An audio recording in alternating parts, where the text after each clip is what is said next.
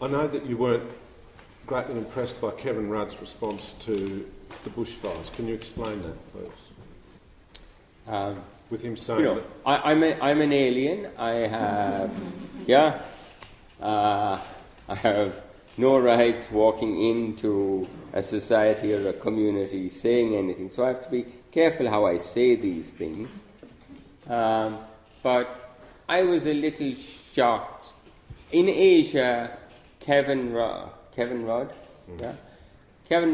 really shot to the limelight. In Asia, we said, okay, maybe this man is going to do something about global environment. And he signed the Kyoto Protocol. And then it went flat.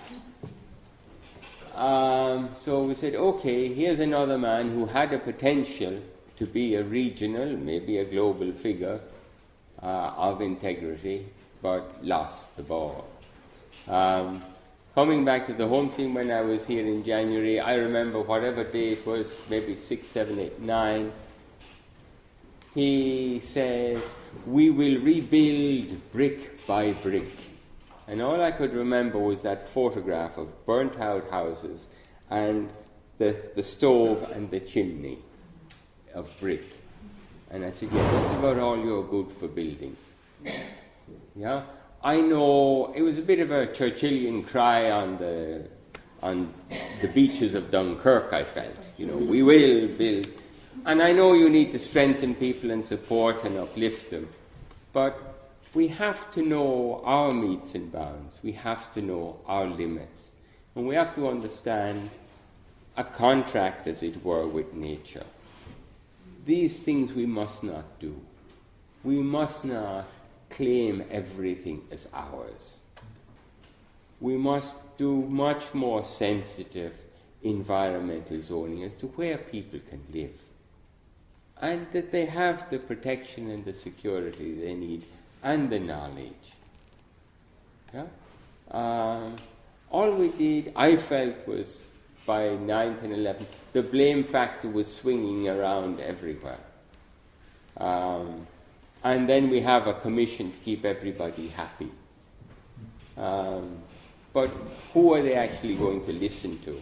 And there was a lot of the discussion about that earlier on. I think we're now facing a situation where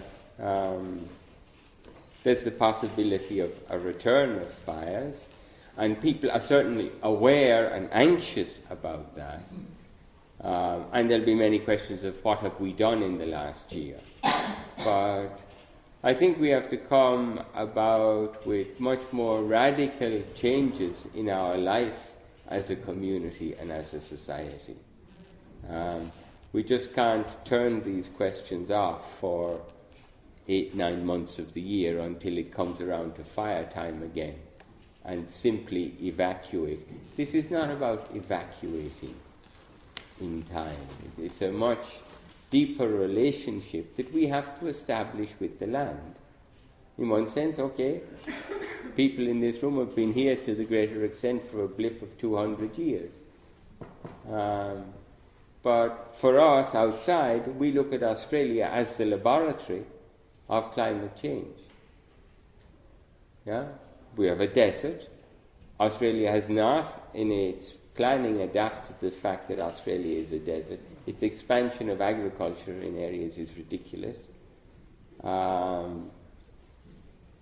The barrier reef is in huge risk. And we have this little strip here and a few other pockets of forest. And we think life can continue the way it is. And it can't. You were saying earlier about the Philippines that it's down to 4% forest and you're getting soil erosion and you're getting problems with the fertility of the soil, and so that in turn impacts on the food growing capacity of the Philippines. I had a statistic the other day that in New South Wales, which is an enormous area, only something like 4% of the land is in good condition. Yeah. And we're hearing that in China their rivers rely on the melting snow coming off the Himalayas, and now there's less melting snow, so there's less water. What happens? What happens? I mean, we've got 6.5 billion people on the planet. We've got increasing demands for water, for energy, for food. Yet the capacity of the planet to produce these things is actually diminishing, isn't it? No. No? No. We have enough food in the world. We just don't know. We haven't learned how to distribute food. No. Yeah, that's one of the biggest problems. We don't know when and how. We know here, but we don't know here when and how to use water and what water we use. And we're still selfish. Yeah? So, yes, we have huge problems, and we're making those problems worse. But this is because we have a selfish rather than a social factor that in part is ruling. And we have to continue to work to change that. And are you optimistic about that change? It's going, I think an awful lot of people will continue and increasingly suffer. The suffering in the next, human suffering in the next 10, 20 years I couldn't possibly measure, but will by engagement with individuals and families and communities. But it will be huge. All of this is not inevitable, and I believe that we have the human capacity to change it, and I believe we will. It's just that we're confronted with this. We're in a very segmented society. We spend 8 hours focused on doing something. Yeah? We try to focus on our family life for maybe another 4 hours and another 2 hours, and we sleep for a number of hours, hopefully peacefully.